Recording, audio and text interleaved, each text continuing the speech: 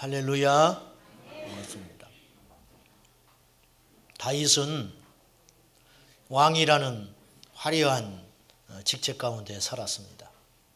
어릴 때부터 기름 부음을 받아서 한 나라의 왕이 된다는 거 엄청난 축복이라면 축복이고 특권이라면 특권인데, 그런 화려한 직책 이면에 다윗은 별로 마음 편한 날이 없었어요.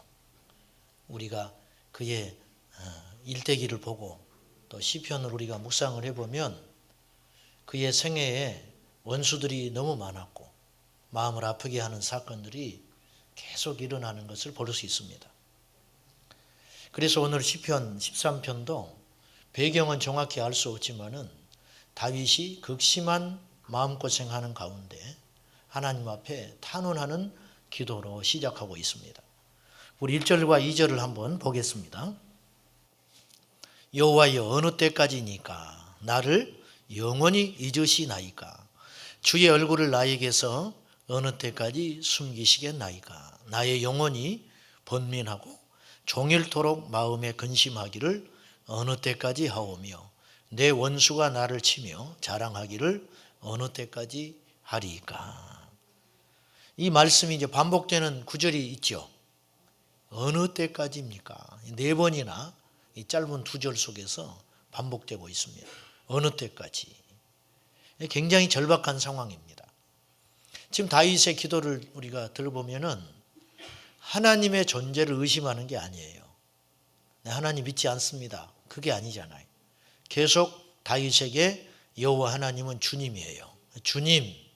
그러나 너무 시련이 오래 가는 거예요. 어떤 일인지는 모르지만은 산 하나를 넘으면 또 하나에 기다리고 있고 끝이 없는 연단과 고난과 환난 가운데 어떻게 해볼 수가 없다는 거예요. 이제 버텨낼 힘이 점점 사라지고 있는 거죠. 하나님이 도와주지 않으면 내 인생은 이대로 끝나는 것입니까? 어느 때까지입니까? 이렇게 깊은 탄원의 기도를 드리고 있습니다.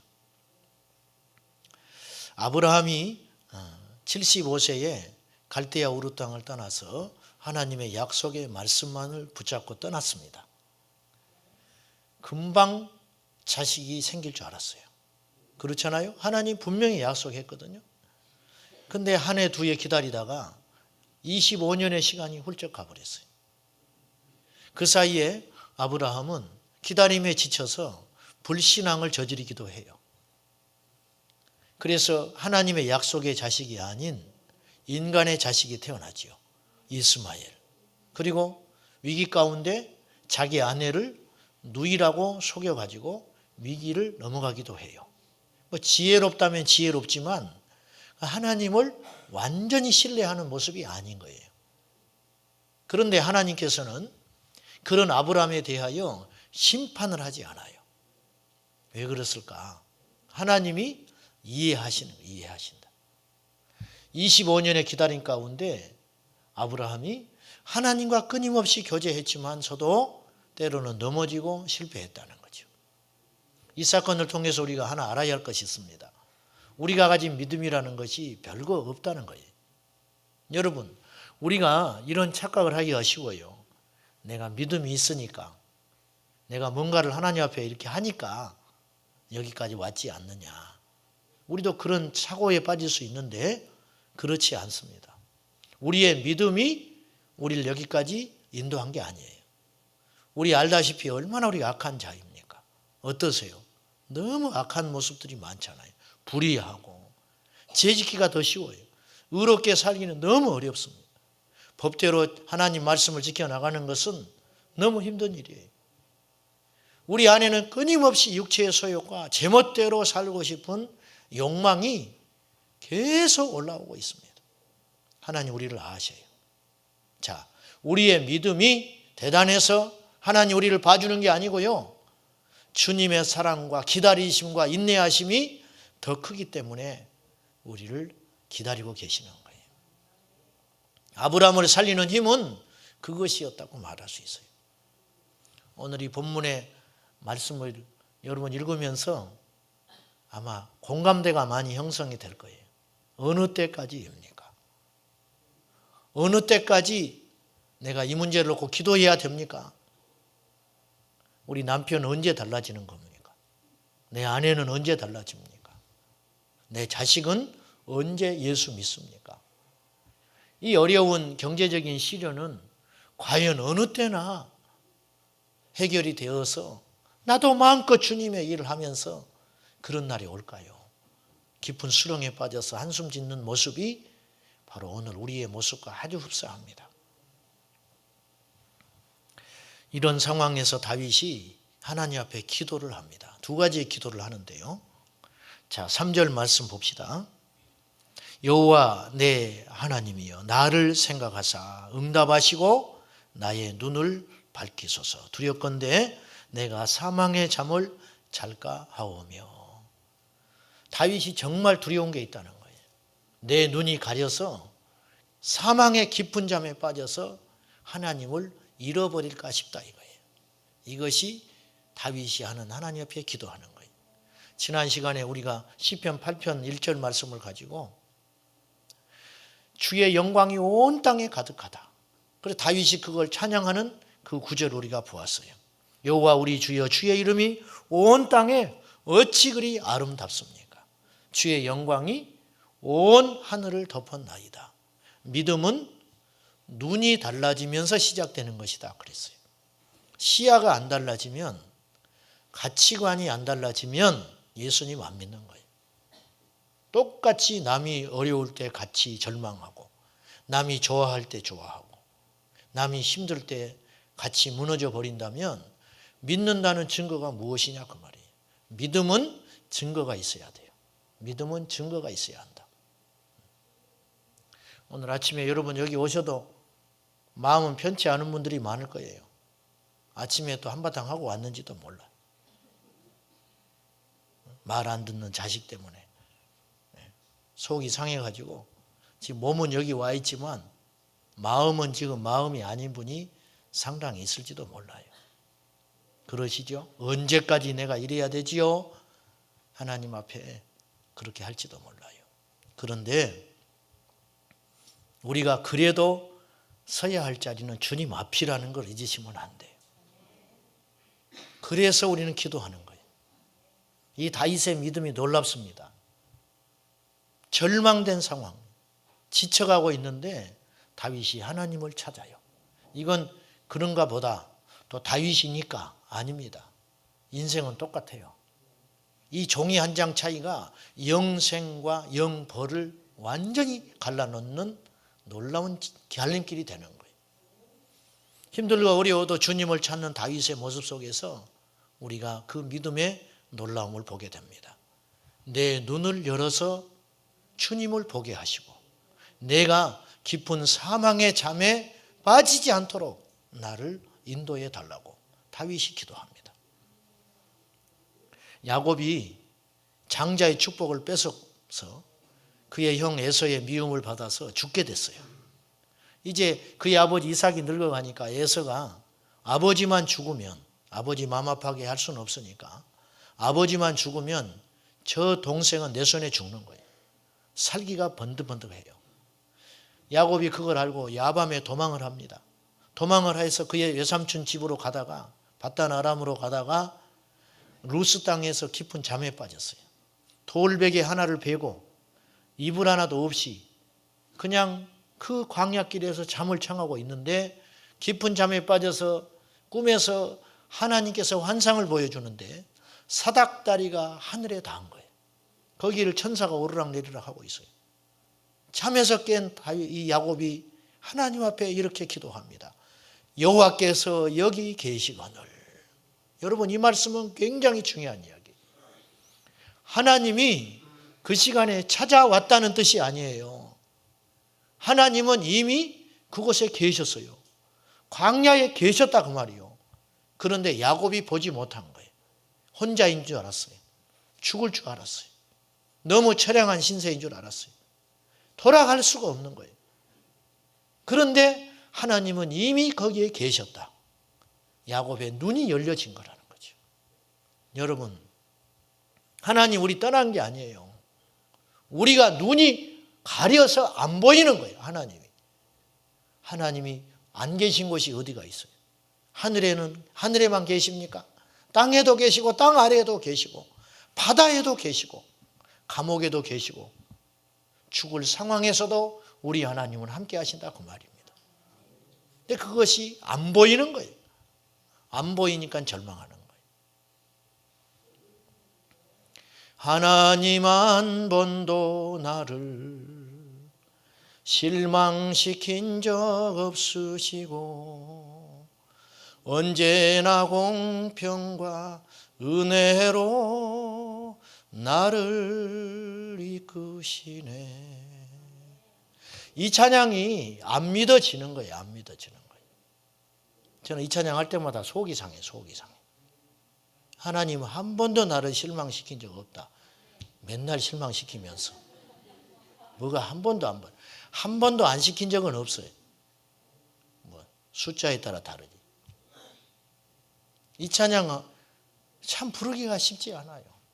이따 또 부르겠지만은 은혜스럽기는 하는데 아직 우리 믿음이 이 찬양을 내 전심으로 찬양하기가 쉽지 않더라고요. 여러분은 믿음이 좋아서 그렇겠지만은 저는 쉽지 않더라고요. 우리 상황을 보면은 너무 실망되는 일이 많은 거예요. 뭐 내가 잘못했든지 어찌 됐든지 간에. 그래도 우리가 고백해야 할 말은 이 말밖에 없어요. 우리 주님은 신실하다는 거죠. 그래서 기도하고 있어요, 다윗이. 100주년 기념교회 목회하시는 이재철 목사님이 얼마나 훌륭한 분인지 몰라요. 저는 그분을 평소에 흠모하고 그분의 삶을 그렇게 담기를 원하는데 이분이 이런 간증을 했습니다. 이분이 나이 20대에 사업을 해서 큰 돈을 벌었어요. 여행사를 차려가지고 중동 개발 붐이 일어났을 때 우리나라 근로자들이 엄청나게 많이 갔잖아요. 그때 비행기 하나 태워보내면 집 한 채씩이 남았다는 거예요. 얼마나 돈을 많이 벌었는지 알겠죠. 20대에 큰 부자가 된 거예요. 외제차 타고 다니고. 교회는 어릴 때부터 모태신앙으로 다녔지만 하나님 만나질 않았어요. 술 중독, 마약 중독, 도박 중독 돼가지고 젊은 날에 그렇게 허황방탕하게 살았어요. 그 지금 곱게 생기시고 그렇게 생겼지만 젊은 날을 그분이 그렇게 사셨어요. 그래서 그분의 설교가 그렇게 깊고 진지한 거예요. 근데 이분이 돈 있고 하니까 중매쟁이들이 붙어가지고 선을 한 50번 봤다는 거예요. 그러다가 어떤 자매를 만나가지고 결혼을 하게 됐어요. 결혼을 했는데 결혼하고 2주 만에 아내 되는 분이 암 사형 선고 받아버린 거예요. 2주 만에. 돈이 있으니까 세상의 약은 다 써봤다는 거예요. 심지어는 미국에서 의사 선생님을 불러다가 권위자를 불러다가 치료도 받아봤다는 거예요. 안 돼요. 2년 만에 그 아내가 죽었어요. 추구 아침에 장례를 치르는 날 이재철 목사님이 속으로 하나님께 이렇게 말했다는 거예요. 하나님, 나는 이제부터 당신 믿지 않습니다. 당신이 말씀했지 않습니까? 악한 자라도 자식에게 좋은 걸 줄 줄 안다. 그러면서 너희들이 나에게 떡을 달라 하면 돌을 주겠냐? 생선을 달라고 하면 뱀을 주겠느냐? 악한 부모도 자식에게 좋은 걸 주는데 내가 너에게 나쁜 걸 주겠냐?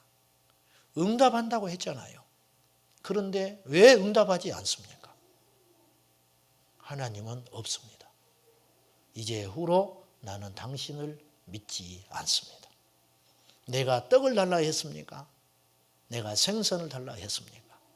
당신께서 말씀하신 천하보다 귀하다고 하는 생명, 그 생명을 살려달라고 기도했는데 하나님은 왜 응답하시지 않습니까? 그러고는 딱 장례 치르고 집에 돌아와서 오후 3시인데 침대에 벌렁 들어놓대요. 그때 이분이 잊을 수 없는 체험을 해요. 빛이 창에서 쫙 들어오는데요. 타자 타이핑하면 탁탁탁탁 소리 나잖아. 옛날 타자기. 그 탁탁탁탁 소리가 나면서 벽에 빛으로 글씨가 또렷하게 써지더라는 거예요. 그 글씨가 뭐냐? 나는 부활이요 생명이니 나를 믿는 자는 죽어도 살겠고 무릇 살아서 나를 믿는 자는 영원히 죽지 아니하리라. 근데 이분이 성경을 별로 읽어보질 않은 거예요. 그냥 그럭저럭 예수를 믿어놓으니까. 그 말씀이 어디 있는지도 모르고 듣기는 했지만 정확히 알지 못해요. 즉 다시 자기 생각에서 나온 본문은 아니라는 거예요. 하나님은 살아계셨어요. 그 말씀으로 하나님이 신실하게 자기 아내의 죽음을 통해서도 부활하시는 주님을 증명해 주신 거예요. 눈이 열린 거예요. 눈이 열린. 스데반 집사님이 사도행전 7장에서 돌에 맞아 죽습니다. 객사한 거예요. 객사. 돌에 맞아서. 하나님은 그때 뭐 하셨어요 도대체? 도둑질하다가 죽은 게 아니에요. 죄짓다가 죽은 게 아니에요. 복음 전하다. 당신께서 그렇게 소원하는 예수님 전하다가 돌에 맞아서 죽을 때 하나님은 외면하신 것 같아요. 그런데 그때 스데반의 눈이 열렸어요. 하늘의 보좌가 열렸어요. 눈을 들어서 천국을 보니 예수님이 하나님 보좌 우편에서 일어나더라는 일어나. 그걸 본 스데반은 기쁨으로 죽음을 맞이해요. 원망하지 않습니다. 뭐라고 합니까? 저들의 죄를 저들에게 돌리지 마십시오. 그리고 잔이라 그랬어요. 스데반은 죽은 게 아니에요. 주님 나라로 이사간 거예요. 이사간 거. 믿음의 눈이 열어지니까 원수도 없어요. 눈이 열리니까 죽을 상황도 죽을 상황이 아니라는 걸 알게 되었다는 것이죠. 나의 눈을 밝히소서. 내가 눈이 잠기면 사망에 빠져서 죽게 됐으니 내 눈을 열어달라고 다윗이 기도하고 있는 겁니다. 사도 바울은 육체의 가시 때문에 하나님 앞에 얼마나 많이 기도했는지 몰라요. 성경에는 3번 했다고 그러지만은 3번이 아닐 것 같아요. 계속 아프니까. 움직일 때마다 아프니까. 그때마다 하나님께 기도했는데 하나님의 응답이 왔어요. 네 은혜가 내게 족하다. 네가 받은 은혜가 너무 크므로 이 문제라도 없으면 너는 교만해서 넘어진다 이거예요. 자고하지 않게 하려고, 교만하지 않게 하려고 이 육체의 가시를 너에게 주었다. 그 응답을 받은 바울이 하나님께 이렇게 기도합니다. 내가 그리스도를 위하여 약한 것들과 능력과 궁핍과 박해와 권고를 기뻐하노니 이는 내가 약할 그때의 강함이니라. 눈이 열어진 거예요. 여러분, 가난한 것이 부끄럽습니까? 예수 안 믿는 분이에요, 여러분들은. 가난한 게 부끄러우면 예수님 안 믿는 거예요, 여러분. 집안이 별게 없는 것이 부끄러워서 숨기고 목사의 신방도 못 받는 정도의 수준이라면 예수님 안 믿는 거예요. 안 믿는 거예요. 제가 신방할 때 제일 마음 아픈 소리가 뭔지 아세요? 가면 이렇게 이야기해요. 제가 이렇게 삽니다. 이렇게 사는 게 어때서? 뭘 이렇게 산다는 거예요 지금. 제가 이렇게 삽니다. 무슨 말인지는 알아요. 무슨 말인지는 알아. 아니지요. 이 세상이 뭔데? 이 세상이 뭔데? 이 세상은요, 천국 가기 위한 나그네 길이라고요. 대합실에 있는 거예요, 우리가 대합실. 정거장에. 정거장 크다고 그 사람이 큽니까?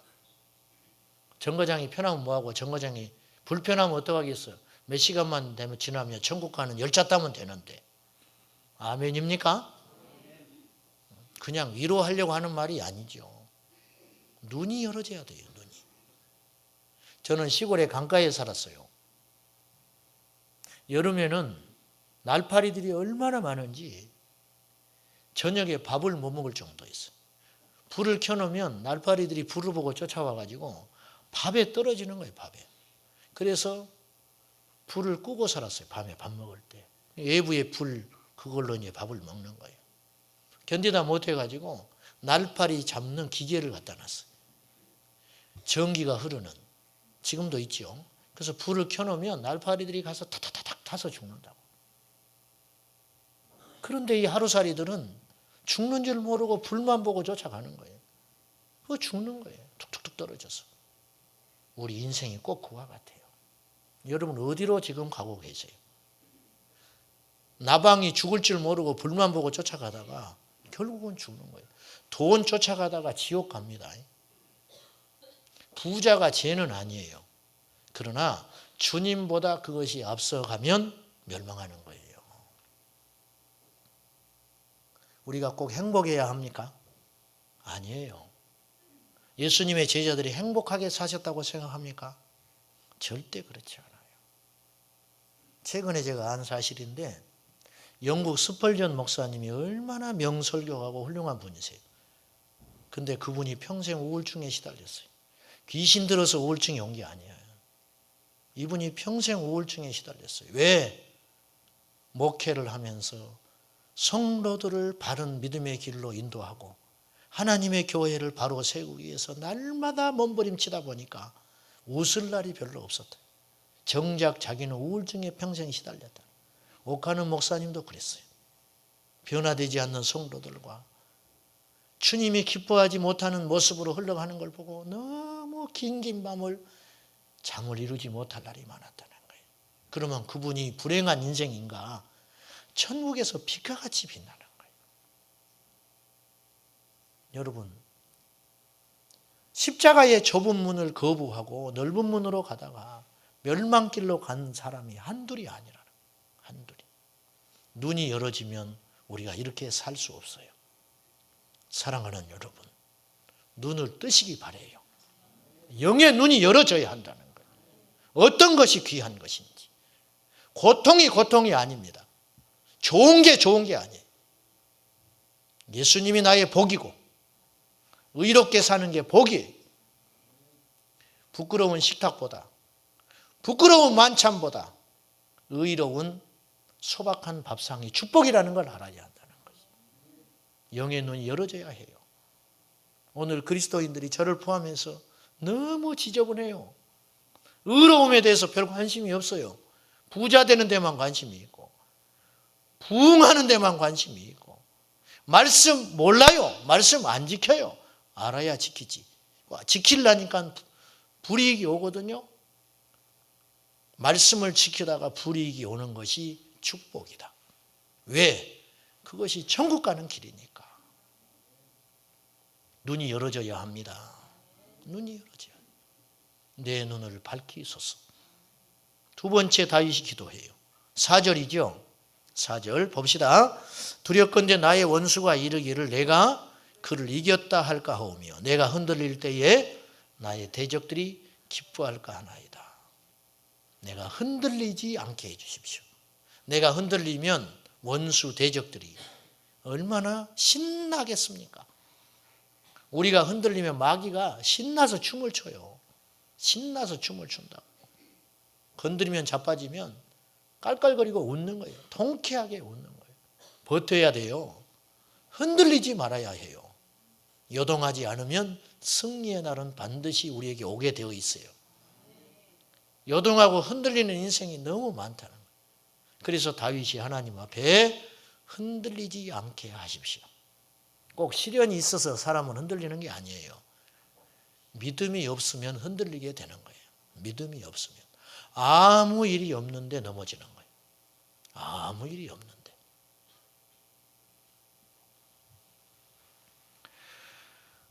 샤를르 푸코라고 하는 프랑스 신부가 계세요. 이분은 신부지만 진짜 거듭난 그리스도인이에요. 그래서 사하라 사막에 가서 최초로 복음을 전합니다. 사막도 여러 가지가 있는데요. 사하라 사막이 제일 악조건이라는 거예요. 그곳에 가서 원주민들에게 복음을 전하다가 1916년 이교도들에게 피살되어 순교합니다. 근데 이분이 이런 말을 했어요. 그리스도인에게 제일 어려운 일은 하나님을 믿는 것이다. 이걸 곱씹어 올 필요가 있습니다, 여러분.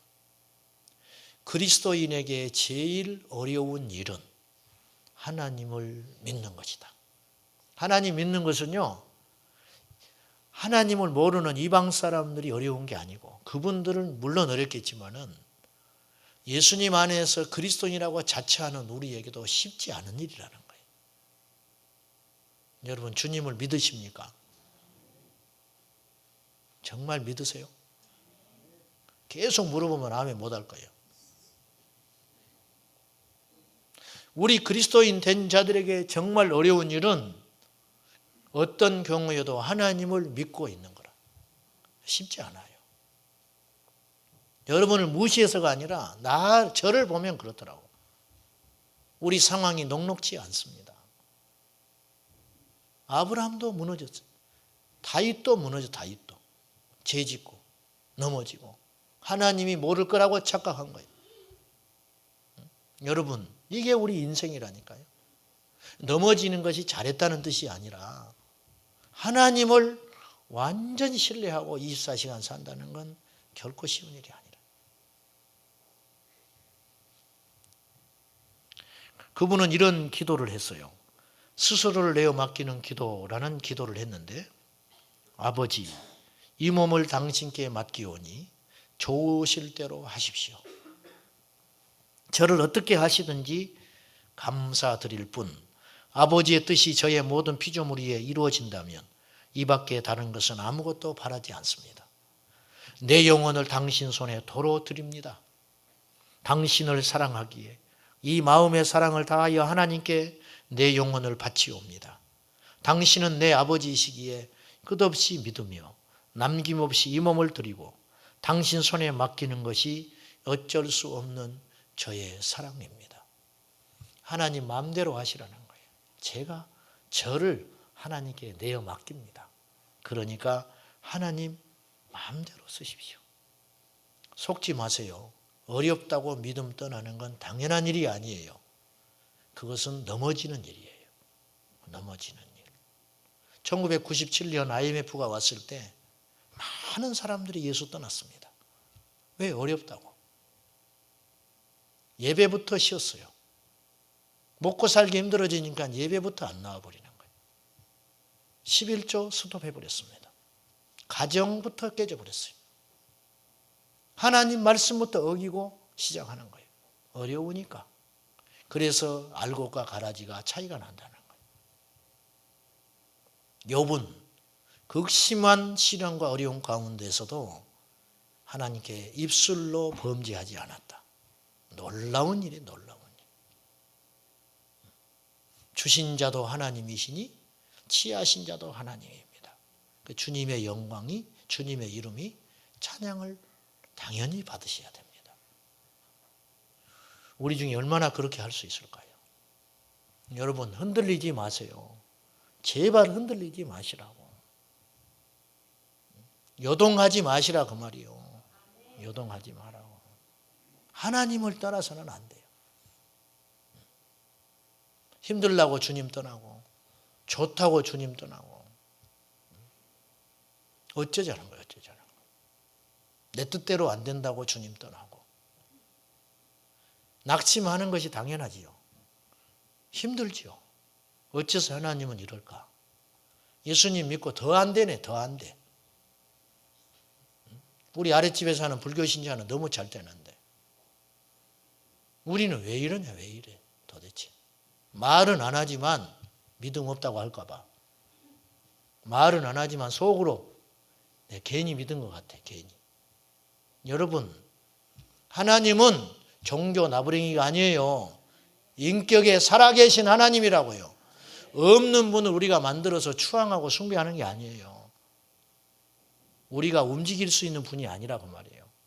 참된 믿음은 그분의 뜻에 나를 맞춰가는 것이지 내가 그분을 움직이는 것은 믿음이 아니에요.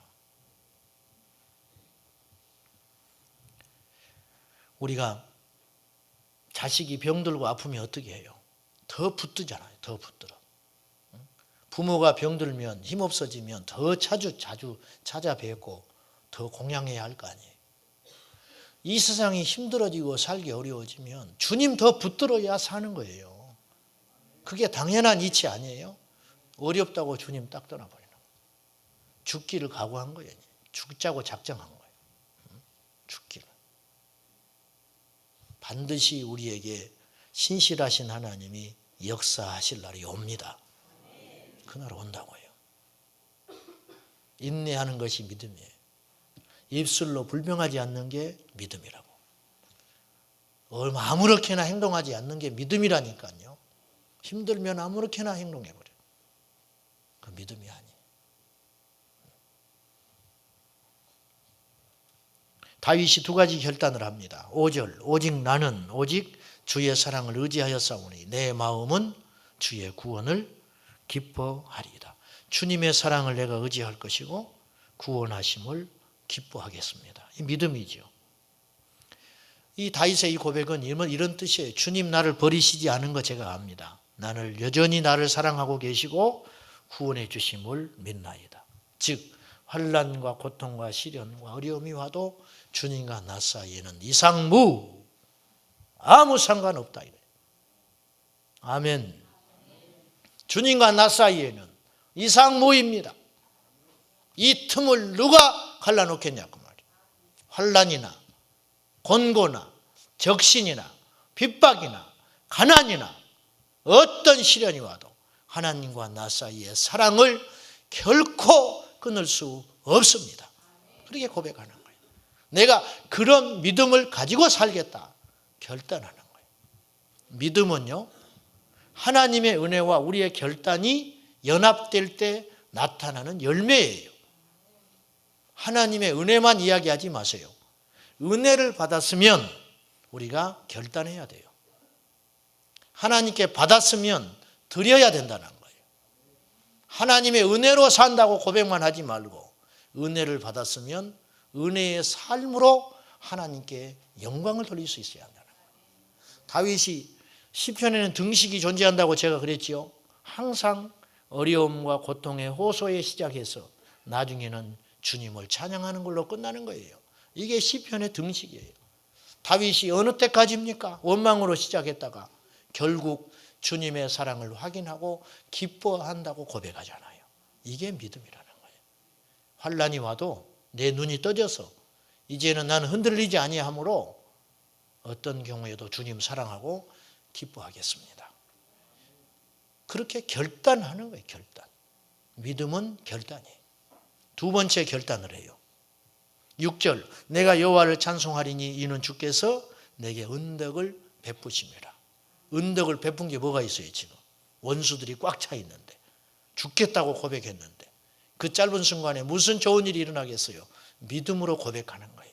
그래서 고백합니다. 내가 여호와를 찬송하겠다고. 날마다 여호와를 찬송하겠다. 다윗이 이 짧은 기도문을 통해서 응답받은 거예요. 회복된 거예요. 그래서 내가 하나님을 찬송하겠다는 거예요. 4세기 대설교가였던 요한 크리소스톰이라는 분이 있어요. 이분은 정말 유명한 설교자입니다. 이분은 이런 고백을 했습니다. 내가 무엇을 두려워하리요? 저가 내 목숨을 찾는다면 죽어줄 것이니 이 생명은 주님이 주셨으며 저가 내 소유를 다 빼앗는다 할지라도 불만이 없을 것은 본래 가지고 온 것이 없었기 때문이고 저가 나를 쫓아내면 나는 엘리야같이 될 것이고 구덩이에 던지면 예레미야같이 될 것이요 바다에 던지면 요나같이 될 것이고 매로 때리면 사도 바울같이 되리라. 아무 두려움이 없도다. 내가 당하는 모든 사건, 모든 고난을 통하여 하나님은 높임을 받으시고 나는 그 환난 중에 주시는 영광을 누리게 될 것이기 때문이라. 이런 고백을 했어요. 누가 나를 건들겠느냐? 그래, 건드려 봐라. 건든다고 내가 넘어지겠냐? 던져봐라. 내가 넘어졌다고 내가 너희한테 굴복할 줄 아느냐? 이건 사탄에 대한 선포예요. 전쟁의 선포. 한번 흔들어 봐. 내가 흔들리는지. 나 한번 죽여봐. 내가 죽는다고 하나님 부인하는지. 나 한번 망하게 해봐. 그렇다고 해서 내가 하나님 원망하는지. 해보자는 거예요. 해보자. 이런 사람을 성경은 말하기를 세상이 감당하지 못하는 사람이라 그러는 거예요. 우리 교회 성도들을 그리고 저를 우리 교회를 마귀가 어떻게 해보지를 못하는 거예요. 아멘. 이게 최고의 상급이라. 건드려 봐. 저 교회는 안 돼. 마귀가 떠나는 역사가 있는. 믿습니다 한다고 믿는 게 아니에요. 마귀 한다고 마귀가 두려워오는 게 아니에요. 믿음으로 살면 마귀는 지 스스로 떠나는 거예요. 알아요. 영적인 영물이라 안다니까요. 정말 우리가 하나님을 신실하게 의지하는지 안다 그 말이에요. 제 소원은 다른 것 없어요. 여러분 다 이끌고 천국 가는 거예요. 몰라 이것도 교만인지는 모르겠지만은 가라지 알곡 만드는 것이고 알곡 신앙은 주님 오시는 날까지 그거 유지하게 만드는 게 내 꿈이에요. 다른 건 있지도 않아. 저는 세상에 모르겠어요. 자꾸 내려놓는다고 하지만 잘 안 되지만은 별 욕심 없습니다. 저한테 잘해주려고 하지도 마세요. 뭐 잘하지도 않지만은 예수나 잘 믿어. 예수나 속썩이지 말고 예수나 잘 믿었으면 좋겠어. 내가 여러분에게 생선을 달라 합니까? 내가 여러분에게 떡을 달라 합니까? 떡을 달라 하니까 돌을 주고 생선을 달라 하니까 뱀을 주고 관심도 없어요. 친실하신 주님 앞에 엎드려서 주님을 찬양하고 여호와 하나님만 의지하는 저와 여러분이 되셔야 한다는 거예요. 어느 때까지입니까? 어느 때까지 이 시련이 끝나지 않습니까? 언제까지 내 기도는 이렇게 묵살되어야 합니까? 하나님 무능한 분 아닙니다. 고통에는 뜻이 있습니다. 우리에게 필요한 모든 것은 고통이 사라지는 것이 아니고 고통을 통해 우리를 세워가시고 믿음을 경고케 하시는 하나님, 그 하나님을 의지하는 믿음. 하나님 원망하지 마세요. 그것처럼 어리석은 것이 없어요. 그리고 저와 여러분이 힘써야 할 것은 주님만을 구하고 하나님 앞에 우리를 잘 살펴서 의의 길로 걸어가기에 몸부림을 쳐야 돼요. 의의 길을, 십자가의 좁은 길을 걸어가다 보면 그곳에 하나님이 함께 하시고 그곳에 우리 주님이 동행하신다 그 말이에요. 이런 신실한 믿음으로 오늘 다시 한번 깊이 회개하고 여호와께로 돌아가서 하나님 붙잡고 펑펑 우는 저와 여러분 되셔야 할 것입니다. 기도하겠습니다.